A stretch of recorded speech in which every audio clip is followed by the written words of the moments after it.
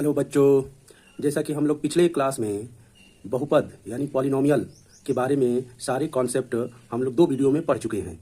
तो अब हम उससे जो भी रिलेटेड क्वेश्चन बनते हैं, ठीक है, उसका एक्सरसाइज के सारे सवाल अब करेंगे। जैसे कि हमारे पास RS अग्रवाल की बुक है 9th क्लास की, ठीक है बच्चों। तो इसका एक्सरसाइज हम लोग करेंगे। जैसे यहाँ से दिया हुआ है, देखिए एक्सरसाइज 2A, ठीक है। ये पहला क्वेश्चन हम अपने कॉपी में लिख चुके हैं, यहाँ से सॉल्व करेंगे, ठीक है बच्चों। जो बच्चे पिछली क्लास नहीं देखे वो पहले देख लेंगे, तब इस पर ये क्वेश्चन समझ में आएगा, ठीक है बच्चों। तो चलिए समय ना गंवाते हुए जल्दी से स्टार्ट करते हैं। पहला क्वेश्चन ये है कि which of the following expression are polynomials. मतलब इसमें बोल रहा है कि दिए गए जो भी पॉलिनोमियल है, इनमें से कौन सा पॉलिनोमियल है। जो भी एक्सप्रेशन दिया गया है तो इसमें से कौन सा पॉलिनोमियल है और इसकी डिग्री भी बताना है, ठीक है बच्चों। तो चलिए हम अपने क्वेश्चन में लिखे हैं, कॉपी में हम उसको सॉल्व करते हैं। तो पहला क्वेश्चन क्या है, 5x⁵ minus 2x³ plus x plus √3। तो इसमें देखिए हमने आपको बता रखा था कि किसी भी एक्सप्रेशन की अगर पावर माइनस में ना हो, डिवाइड में ना हो, यानी फ्रैक्शन में ना हो, डेसिमल में ना हो, रूट में ना हो, पावर, तो वो पॉलिनोमियल माना जाता है, ठीक है बच्चों। तो देखिए इसमें से कोई भी इस एक्सप्रेशन में नहीं है पावर, ना डिवाइड में है, ना डेसिमल में है, ना रूट में है, ना माइनस में है, इसमें कोई भी नहीं है। तो इसका मतलब ये पॉलिनोमियल है, ठीक है बच्चों, पॉलिनोमियल है। और इसकी डिग्री क्या है, डिग्री आपको सिखाया था पिछले क्लास में।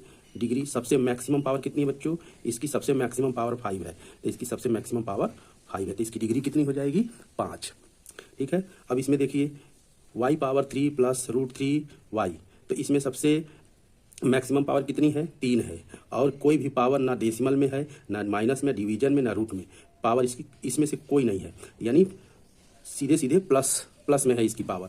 तो ये पॉलिनोमियल है, ठीक है बच्चों, पॉलिनोमियल है। और डिग्री इसकी कितनी हो जाएगी, इसकी डिग्री हो जाएगी 3।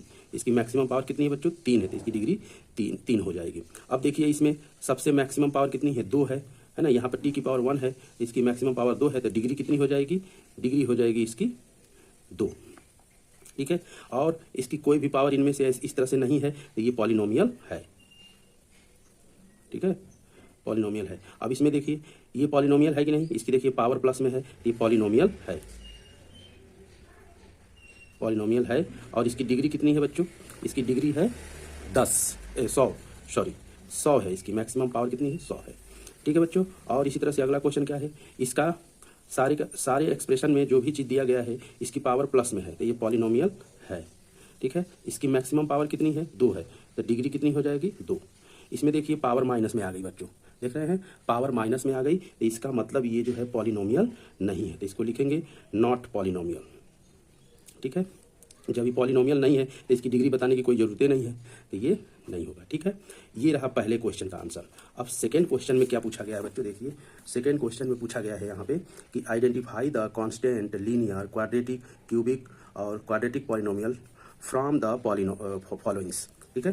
तो ये जितने भी एक्सप्रेशन दिए गए हैं इसको सबको पहचानना है कि कौन सा लीनियर है, कौन सा क्वाड्रेटिक है, कौन सा कांस्टेंट है, कौन सा क्वाड्रेटिक पॉलिनोमियल है, सबका नाम बताना है, ठीक है। तो मैं अपने क्वेश्चन को कॉपी में लिख लिया हूँ।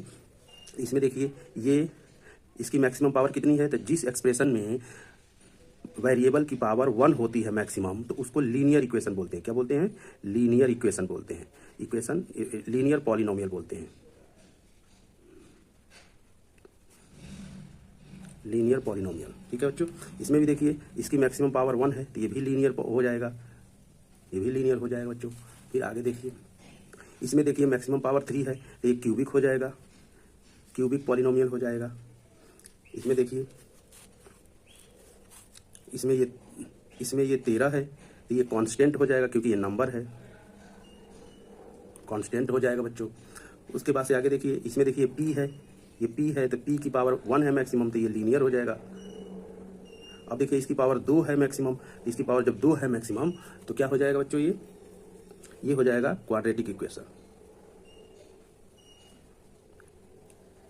क्वाड्रेटिक पॉलिनोमियल, ठीक है।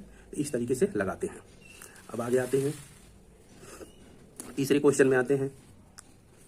तीसरे क्वेश्चन में लिखा है, तीसरे क्वेश्चन में right the coefficient of x³ in equation, ये दिया गया है, ये पॉलिनोमियल दिया गया है, इस पॉलिनोमियल में x की पावर 3 का कोफिशिएंट बताना है।